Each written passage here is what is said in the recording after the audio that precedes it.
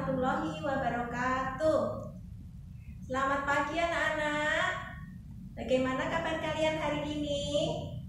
Semoga kita dalam keadaan sehat walafiat dan selalu berada dalam lindungan Allah Subhanahu wa taala. Ya, hari ini Ibu akan memberikan pelajaran tentang ciri-ciri makhluk hidup. Kita masuk ke dalam tema 1, pertumbuhan dan perkembangan makhluk hidup. Ya, supaya lebih semangat lagi, kita tepuk semangat dulu yuk. Tepuk semangat. Semangat. Ya. Ciri-ciri makhluk hidup. Ciri-ciri makhluk hidup yang pertama yaitu bergerak, ya. Contohnya manusia. Manusia itu bisa bergerak dengan berjalan dan berlari.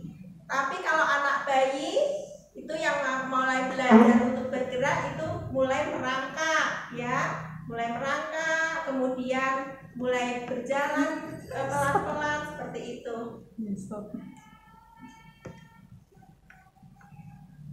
Terus yang kedua, contohnya seperti pada gambar itu ikan, ya, bergerak dengan cara berenang. Dan gambar yang ketiga itu ada gambar burung, itu bergeraknya dengan cara terbang. Bagaimana dengan tumbuhan?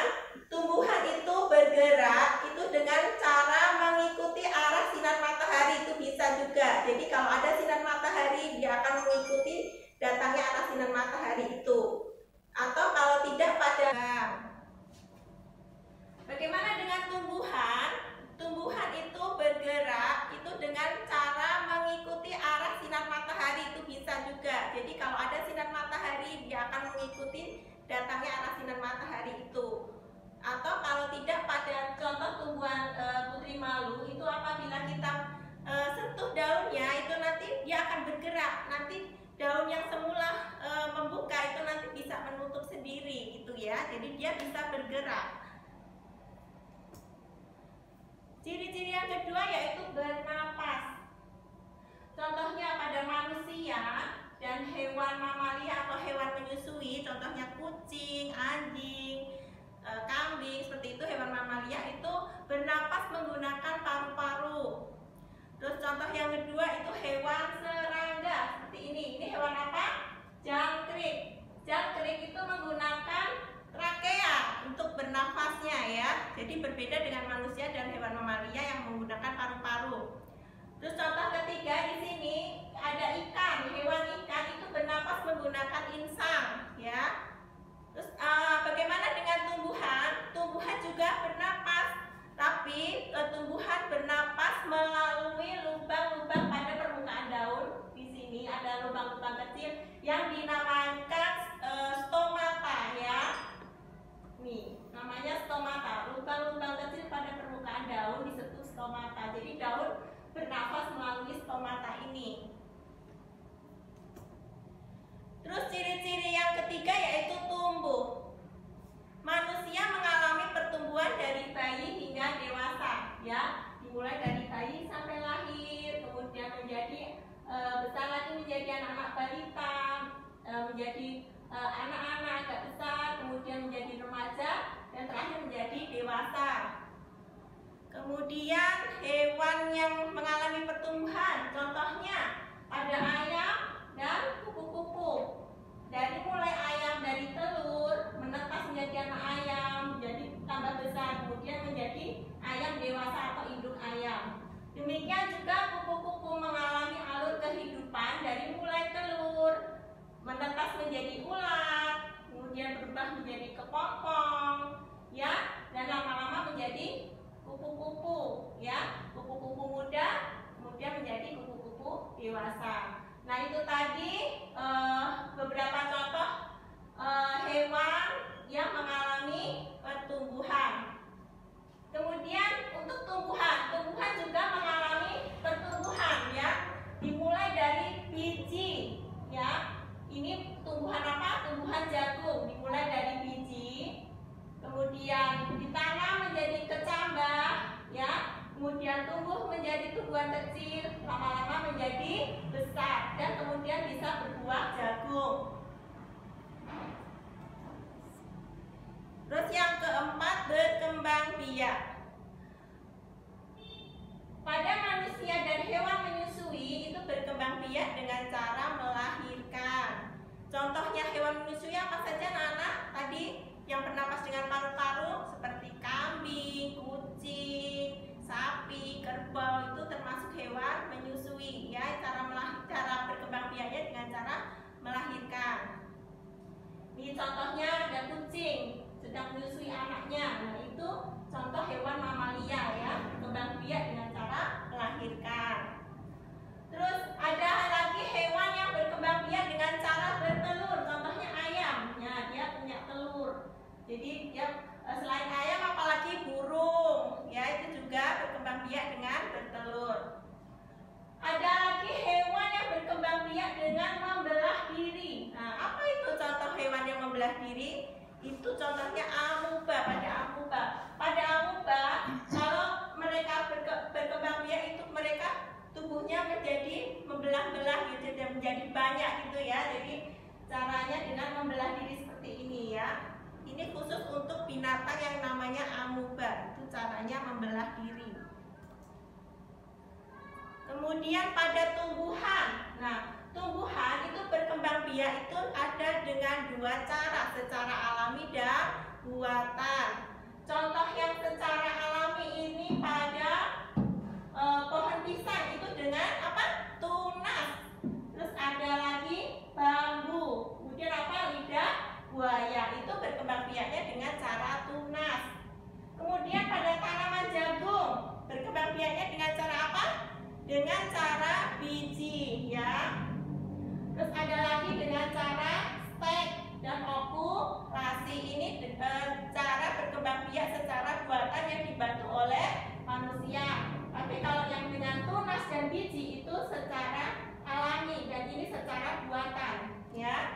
Jadi anak-anak bisa tahu perbedaannya, berkembang biakan pada tumbuhan itu secara alami bagaimana dan buatan itu bagaimana. Di sini sudah dijelaskannya contohnya. Yang kelima, ciri-cirinya membutuhkan makanan. Manusia itu memperoleh makanan dari tumbuhan dan hewan. Kalau manusia membutuhkan makanan dari tumbuhan itu misalnya apa anak? Sayuran, ya, beras, dari beras itu bisa dimasak buat nasi, sayuran, apalagi ya pokoknya sayur-sayuran dari tumbuhan dan juga memperoleh makanan dari hewan. Misalnya apa? Berupa susu, telur, daging sapi, daging ayam, ikan, itu termasuk makanan yang diperoleh dari hewan. Terus yang kedua, hewan memperoleh makanan dari hewan dan tumbuhan. Jadi setiap hewan itu memiliki makanan yang berbeda-beda, tidak semua sama. Misalnya sapi, kelinci, dan kambing. Nah, itu hewan apa tadi? Mamalia atau hewan menyusui. Mereka memperoleh makanan dari tumbuhan berupa rumput dan dedaunan. Kemudian yang kedua, cicak, burung, pelatut. Nah, itu makanan yang mereka peroleh itu dari hewan lain, dari serangga. Jadi mereka makanannya itu makan makanan serangga, hewan yang lebih kecil dari mereka.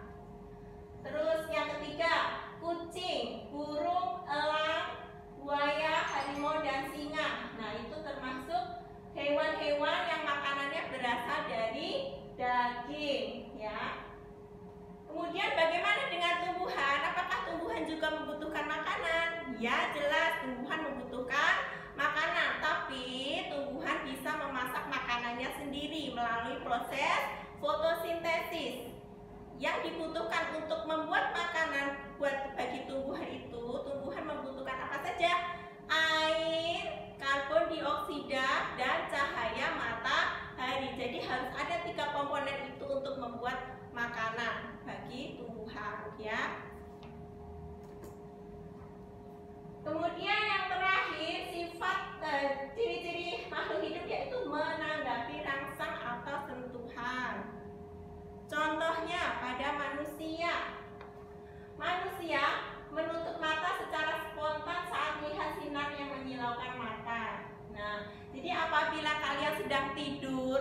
lampunya dimatikan, tahu-tahu mama datang menyalakan lampu, maka kalian akan kaget ya, karena melihat tahu-tahu ada sinar. Nah itu nanti kalian langsung refleks, mata kalian itu akan menutup gitu ya, karena kaget adanya sinar yang datang tiba-tiba. Nah itu gerak refleks, itu gerak karena adanya rangsang, adanya sentuhan.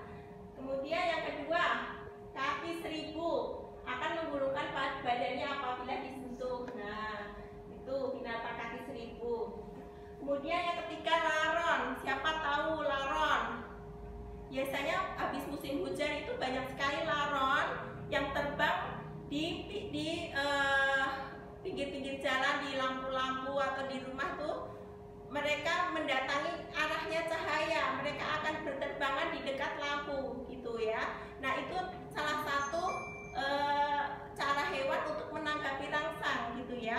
Jadi mereka mencari cahaya ya, mencari cahaya karena mereka tertarik untuk mendekati cahaya itu. Kemudian yang keempat, pada daun putri malu. Pada daun putri malu itu akan menutup daunnya jika disentuh. Nah, siapa yang pernah melihat daun putri malu atau tumbuhan putri malu? Ya, nanti itu kan daunnya membuka. Nanti kalau kalian sentuh pakai jari, nanti daun-daunnya akan menutup sendiri. Nah, itu berarti tumbuhan putri malu itu memiliki ciri menanggapi rangsang, atau apabila terkena sentuhan maka daunnya itu akan menutup sendiri. Kemudian ada lagi hewan cicak ya. Hewan cicak itu akan melepaskan atau memutuskan ekornya apabila terancam. Nah, siapa yang pernah melihat ekor cicak? Itu putus, terus kemudian bergerak-gerak sendiri. Nah, itu salah satu cara cicak untuk mempertahankan diri. Apabila dia merasa terancam, maka dia akan memutus ekornya itu gitu ya. Kemudian dia lari dan meninggalkan ekornya itu. Ya, cukup sekian dulu materi Ibu hari ini tentang ciri-ciri makhluk hidup. Nanti tugasnya akan Ibu share ke WA group ya. Nanti anak-anak bisa kerjakan di rumah. Demikian, terima kasih atas semua perhatiannya. Sekian dulu. Wassalamualaikum warahmatullahi wabarakatuh. Waalaikumsalam.